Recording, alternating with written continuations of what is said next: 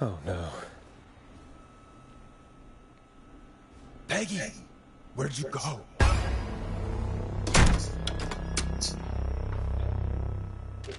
No way. This can't be happening.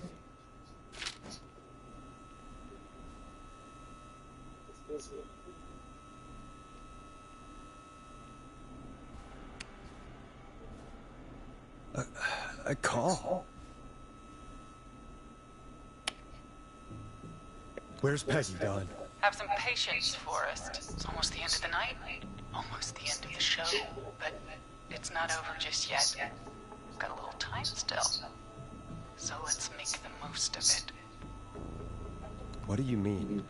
Make the most of it how? Well... Huh? I thought we'd end tonight's Whistling Man special with a special guest.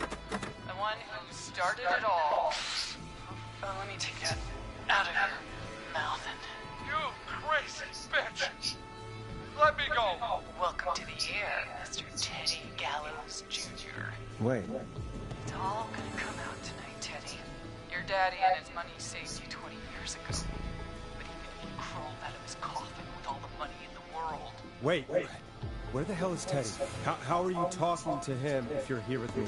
Because I'm not there with you, Forrest. I'm here with Teddy. And if he says where that is, well, he knows he'll get it.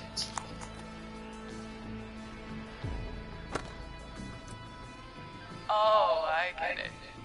You're wondering who's there at the station. You. Forrest Nash, let me introduce you and all of Gallows Creek to my boy, Henry Barrow. Your son? You mean you... Wait, that he... Yes, Forrest. He and I had a son.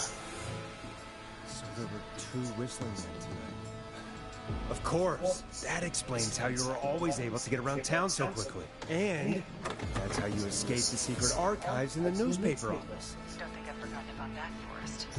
Locking my sweet boy away like an animal. And Murphy, he was right, wasn't he? He did fight a man. He did. I taught my boy to never run away from a fight. Hang on. Did you say... Barrel? Then... Are you... Let me just get this mask off. Damn uncomfortable thing. No wonder Mooney went crazy wearing this. There we go. Marie Campbell? George's old girl. Oh. Well, it sure has been years since I last saw her. Oh, God damn it.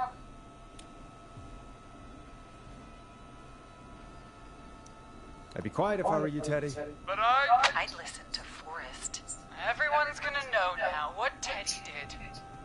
He killed George that night. This night. 20 years ago. Listen to me. You...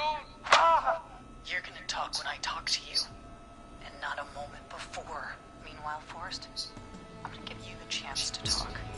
You're gonna help me reveal what really happened to George all those years ago. Okay, Marie.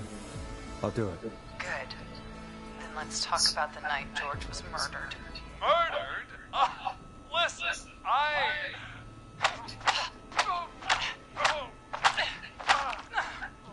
I said you speak when you're spoken to. Now, I know you've done some good work tonight in piecing together us. Interview you? All right. I can do that. Thank you. I want you to help me and Teddy tell the story, Forrest. Do a good job. And hell, you might be the only one to leave here alive.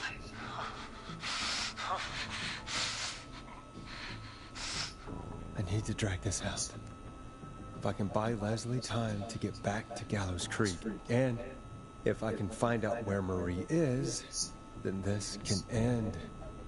Teddy, we'll start with you. Just, talk me through what happened that night. How did it start? how would I know?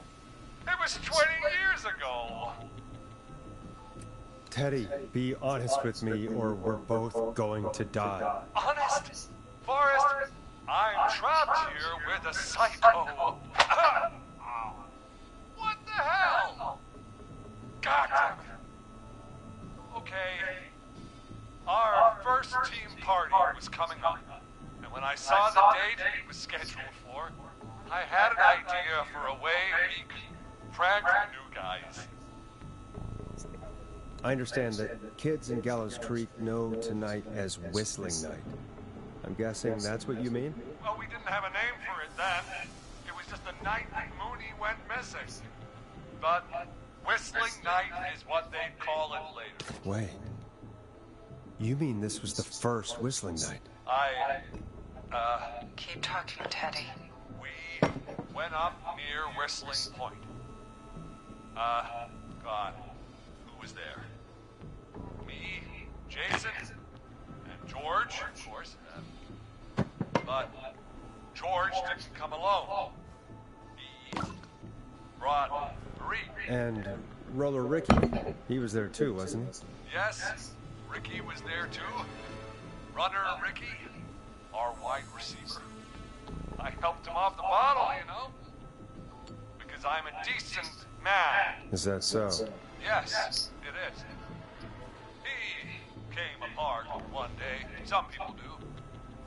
He had some issues. Wasn't stable. I didn't want him to hurt his chances in life.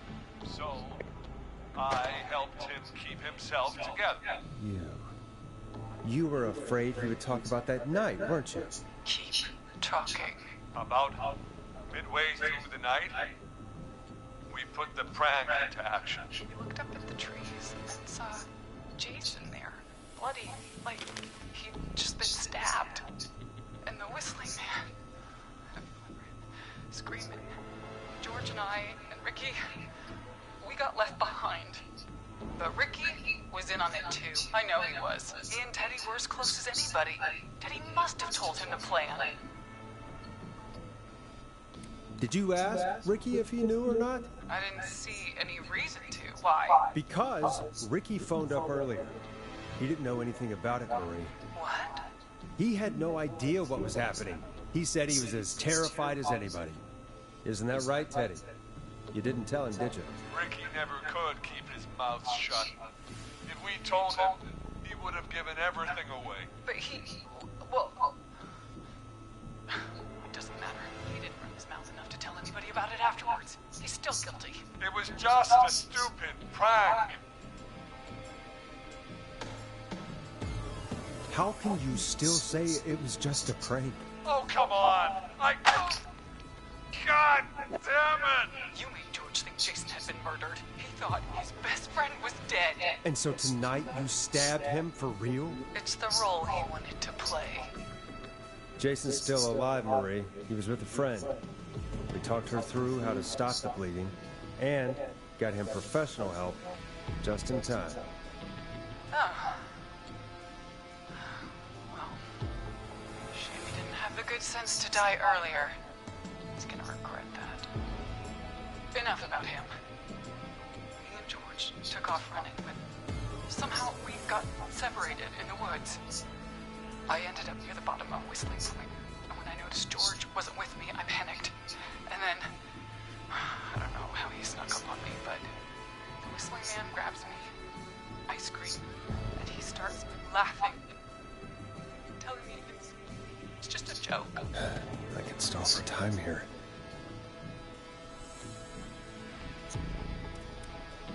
How did you feel in that moment? I felt like nothing was real. I felt small and confused. And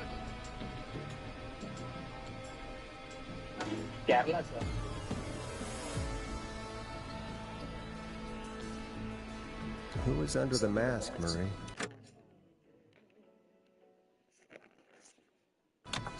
Who was the Whistling Man? it was Chuck. Chuck Brody. Laughing away. But then he stops. And he's looking up.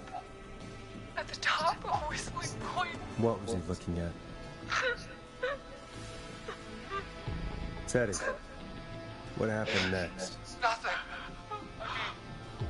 It was just Teddy?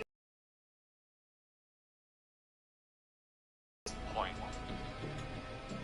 How do you know what happened?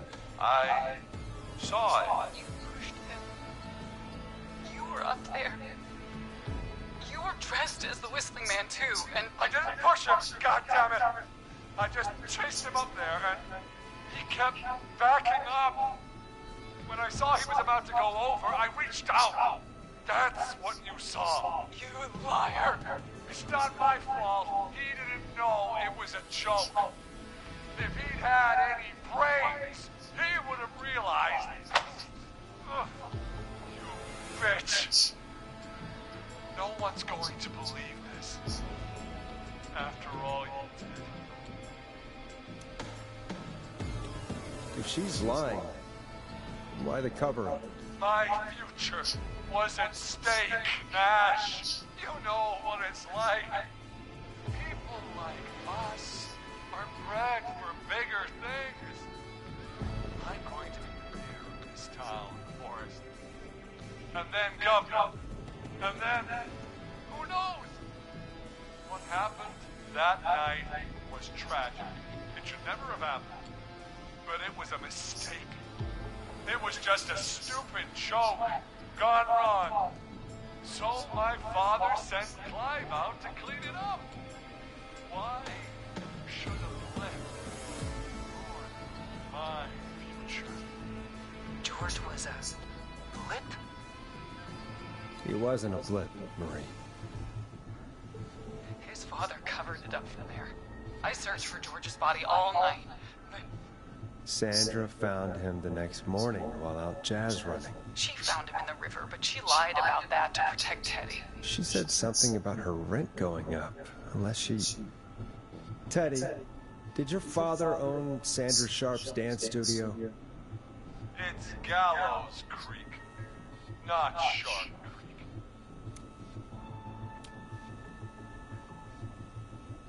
I'd answer the question if I were you, Teddy. Yes, okay. We own the most of the town. That's it then.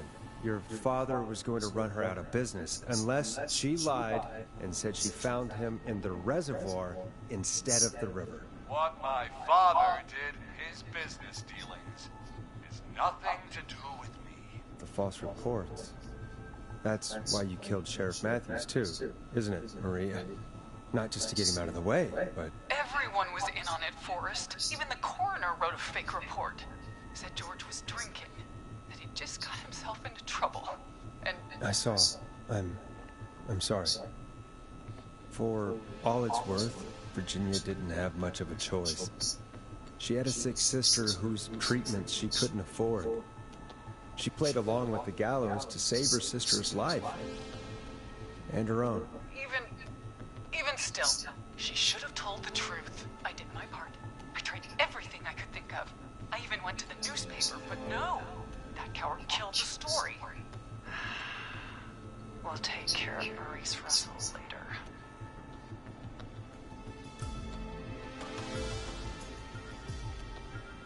You've been through hell, Marie. I'm sorry. You've got no idea. Started. You shouldn't have pushed my George off the cliff. You should have been punished. It's coming to a stop. At least for now. Here, where George and I first met, before he joined the football team, was right after he shot the winning throw. Wait a sec.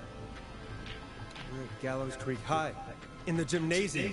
That's right, Forrest. Not that it matters, but yes, we're here. Anyway, I think that about wraps up the interview with Teddy. So, Marie? Where? Oh my God. Peggy! Teddy? You've got to help me. Quiet. You'll talk more later. Now I have to talk to someone who mattered more than you ever did. Peggy. It's been so long since I've seen your face. I worried you wouldn't come. Marie! Oh my God. I thought you... And here I was, thinking you'd forgot me. I'd never forget my own sister. Sister? Peggy, what's happening? Why are you even there? Want to explain, Peggy? Earlier, while you were speaking to Jason, I got a call. Do you remember? Well, it was from Dawn. She said that my sister Marie was there that night George died, and that I should come to the gym for a reunion. And when you walked in, you found out. That my sister is the Whistling Man. Good to see you too, Peggy. Why didn't you tell me any of this? She said that it was my last chance to see my sister. I knew if I told you, you'd try to stop me or come with me when we need you on the radio. And I just... You should have said something. You should have told me. I know, okay? I should have. But I didn't imagine this situation then, so just... What happened to you, Marie? You just disappeared one day. Disappeared? I was thrown out, Peggy.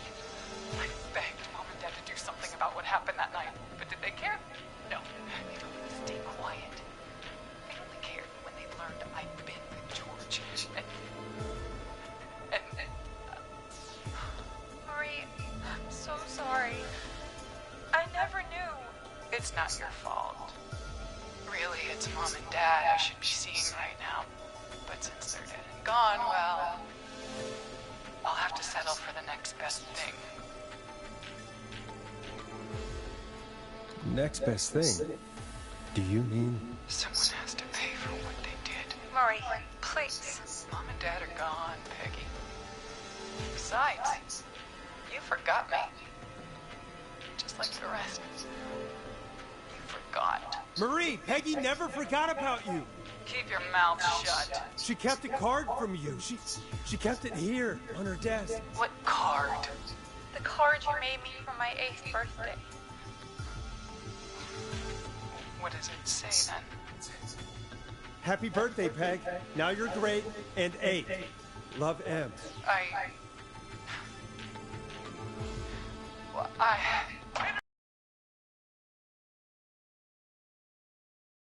of there! Peggy! We have 2 wounded, and we're in pursuit of the suspect. Henderson police! Freeze! Forrest! Leslie, how's Peggy? She's been cut pretty bad, but we're here now. I'll be okay. God, Marie! Hey, Zara! I need you to look after Peggy. She needs help. Now, we got here just in the nick of time. Where's Marie? She bolted right as we got here. The police are right on her heels. It won't be long now. It's over, Forrest. Well, folks, it was a long night, but we made it through together. I'm gonna head off to go check on Peggy. This has been Forrest Nash.